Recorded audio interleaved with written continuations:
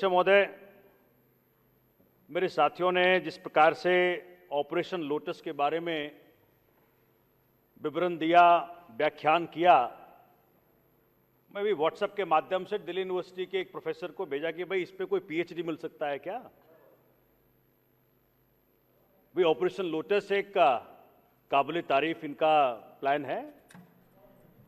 पूरे देश में कई सरकारें गिरी, कई जगह जहां इनके विधायक नहीं भी थे। मतलब पहली ऐसी पार्टी है पूरे विश्व में जहां बिना विधायक के सरकार बना लेती है।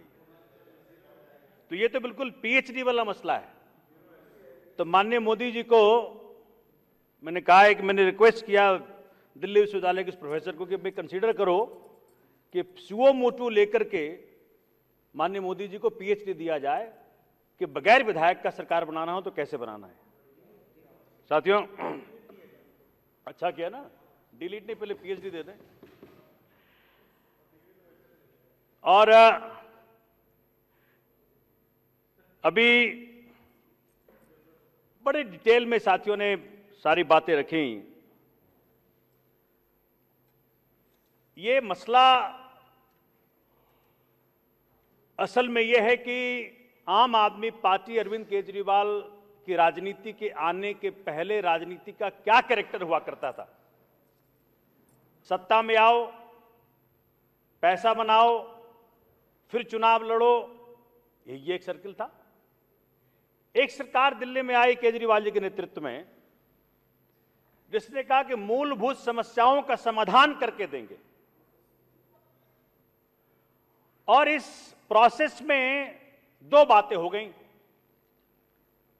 पहली बात, हिंदुस्तान की जनता को एहसास हो गया कि हो तो सकता था, शिक्षा की समस्याओं का समाधान हो तो सकता था। ना कांग्रेस के हाथों हुआ, ना भाजपा के हाथों हुआ,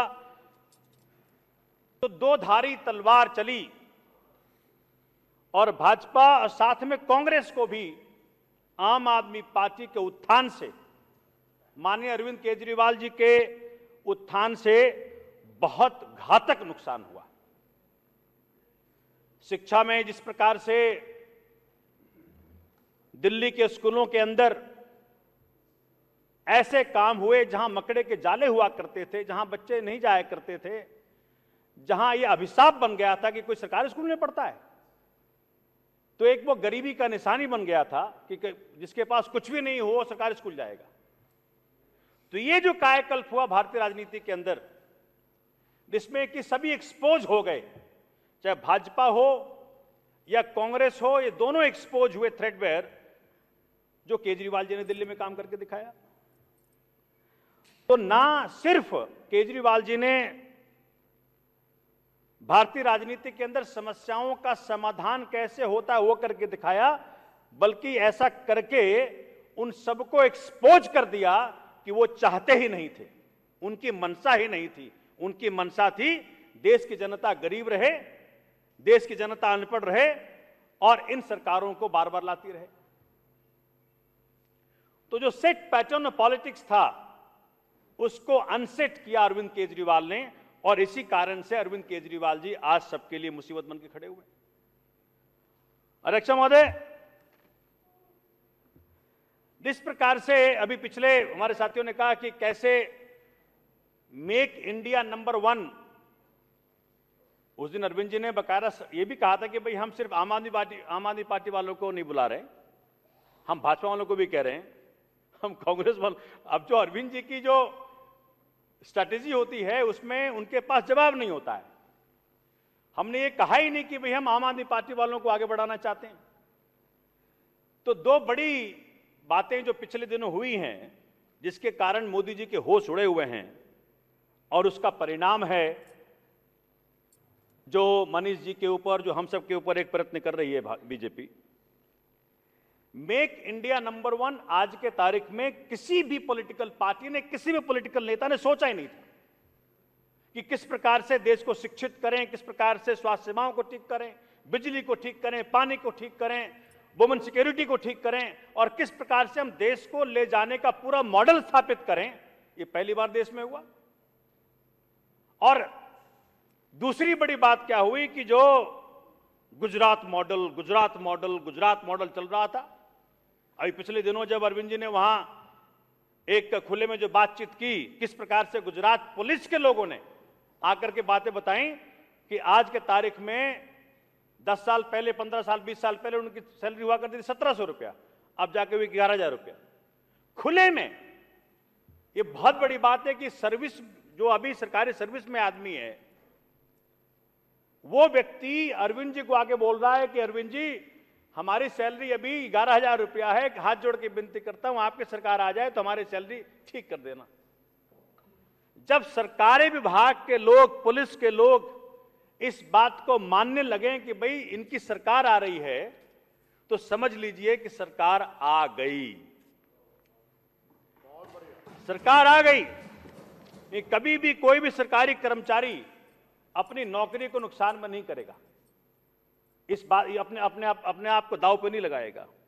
उससे उनकी नींद हराम हो गई कि जैसा विशेष ने उस दिन कहा कि जो इनका फोकल है, जो फोकस है, जो फलक्रम है, जो अर्थक्वेक का सेंटर है, जो ऋतुराज ने कहा, जो गुजरात है, अब गुजरात में जाकर के आपने इनको डिस्टेबलाइज कर दिया।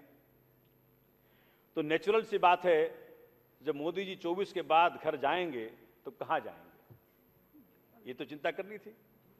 भाई झोला लेके जब जाएंगे तो आप गुजरात तक घुस गए और गुजरात में जाकर के इनको आपने गुजरात से निकालने का आपने जो फरमान जारी कर दिया। लेकिन अब ये अगर तनिक सा भी इनमें, मैं कह रहा हूं कि अगर तनिक सा भी इनमें देश के प्रति प्रेम होता तो क्या करते हैं। जो अरविंद जी ने, मनीष जी ने जो देश के अंदर एक शिक्षा का मॉडल आया जिसका प्रचार प्रसार बगैर किए हो रहा है, कैसे विदेशों के अंदर, न्यूयॉर्क टाइम्स में मनीष जी ने दिखाया, बकायदा 2 न्यूज दिखाया। एक न्यूज उनका छपा कि किस प्रकार से कोरोना काल में इन्होंने देश के अंदर ऐसा मातम का माहौल बनाया। दूसरा न्यूज ये छपा कि भाई किस प्रकार से दिल्ली के शिक्षा मॉडल के सहारे पूरे भारत में एक शिक्षा क्रांति का माहौल बन रहा है।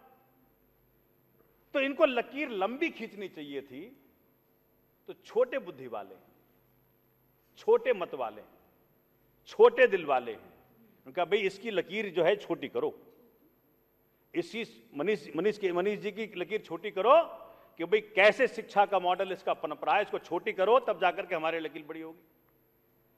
अब 2 बार, मतलब ये बड़ा आश्चर्य होता है कि इतने बड़े बहुमत से जीता प्रधानमंत्री 2 बार, चाहता तो अपना नाम अमर कर लेता हर क्षेत्र में।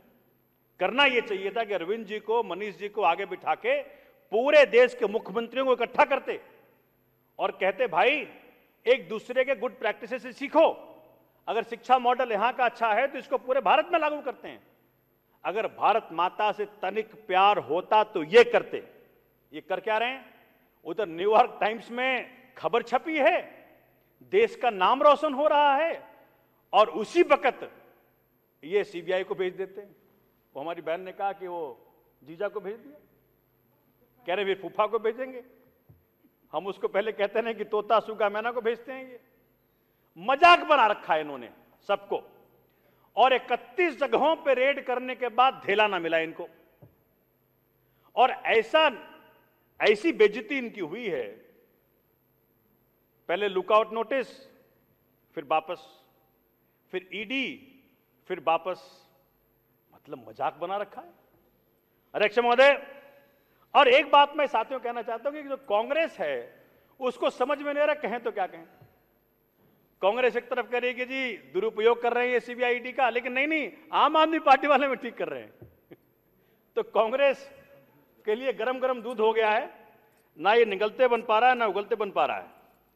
इतिहास का पहला अरेस्ट हुआ सत्येंद्र जैन साहब का, एक धेले का रिकवरी नहीं, एक धेले का सबूत नहीं, और पीएमएलए के जो सख्त प्रावधान है, शुक्र है कि माननीय उच्चतम न्यायालय ने इसको स्वीकार कर लिया देखने के लिए।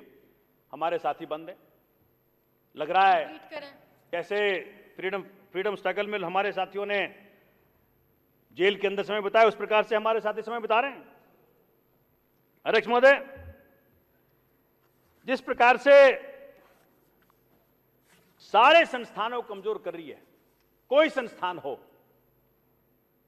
हर संस्थान का मिसयूज, एब्यूज जितना बड़ा इन्होंने किया उतना किसी ने नहीं किया। और एक नया ईस्ट इंडिया कंपनी का स्थापना हुआ है अडानी के रूप में। 2.5 लाख करोड़ का कर्जा अभी लिया है। अरविंद केजरीवाल जी ने जिस प्रकार से शिक्षा के अंदर, स्वास्थ्य के अंदर बदलाव करके जनता के लिए सुविधाएं लाने का प्रयत्न किया, उसको हम भारत बात कह रहे हैं।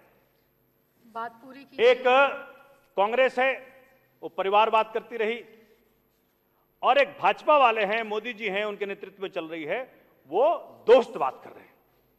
10 लाख करोड़ का कर्जा माफ कर दिया, 5 लाख करोड़ का टैक्स माफ कर दिया, लेकिन केजरीवाल जी अगर 200 यूनिट बिजली मुफ्त में दे रहे हैं तो पेट में दर्द हो रहा है। अध्यक्ष महोदय, चूंकि ये जो 4 विधायकों के साथ इन्होंने प्रयत्न किया, उसमें मैं भी एक था, इनको समझ में नहीं आ रहा कि करें तो क्या करें।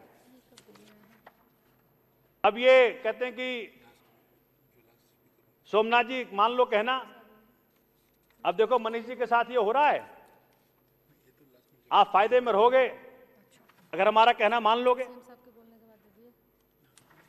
25 करोड़ अगर औरों को लेके आए साथ में, नहीं तो 20 करोड़। मैंने लाइटर नोट, मैंने कहा भाई ये तो नाइंसाफी है। महाराष्ट्र वालों को 50 करोड़ और हमको सिर्फ 25 करोड़, आधा क्यों? कहते वो पूर्ण राज्य, तुम्हारा तो आधा राज्य। कंप्लीट कीजिए सोमनाथ। अध्यक्ष महोदय, बहुत दुख होता है, शुक्र है भगवान का कि अरविंद जी के नेतृत्व में जो सरकारें, जो आम आदमी पार्टी सरकारें बन रही हैं, संख्या अद्भुत है उसमें। दिल्ली में 62 हैं, पंजाब में 92 हैं। परमात्मा ने भी सोच समझ करके फैसला किया कि भैया खूब भर के दो, तब सरकारें चलेंगी आम आदमी पार्टी की। लेकिन ये डरा के धमका के मैंने देखा कि पैसा और सत्ता का दुरुपयोग जिस प्रकार से कर रहे हैं, प्रजातंत्र को शर्मसार कर रहे हैं, संविधान को शर्मसार कर रहे हैं, बाबा अम्बेडकर के सपने को शर्मसार कर रहे हैं, शहीद भगत सिंह के सपने को शर्मसार कर रहे हैं। ये दृश्यता, इस प्रकार का आचरण इस देश के सामने है कि एक को सत्ता सौंपी केजरीवाल जी को, तो केजरीवाल जी ने किस प्रकार से परिवर्तन ला दिया, और दूसरे को सत्ता सौंपी तो इसने किस प्रकार से प्रजातंत्र को शर्मसार किया। आखिरी बात,